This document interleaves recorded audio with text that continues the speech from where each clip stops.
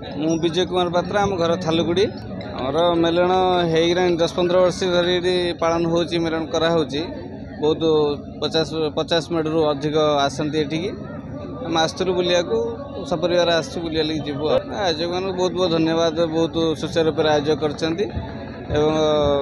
ठाकुर भी सुचारू रूप आसुँच राति सारा चले आम मेलन चले भल सुचारू रूप चलती मु प्रताप राय जाजपुर एडवोकेट मो घर होठार बासिंदा मेलन तो हूँ ये हूँ ऐतिहासिक मेलन ये छुआ मैंने पिला मैंने आरंभ करते आज ये जो मेलन हो बहुत समागम भी हो बहुत ठाकुर भी आसे अंत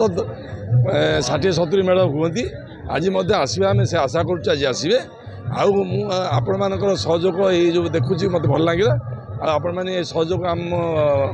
यही सहयोग हाथ सब बढ़ी रखि था आगामी दिन में यहाँ को आहरी बड़ धरण करने आम मैंने स्थिर कर अनिल कुमार राय माइसल मु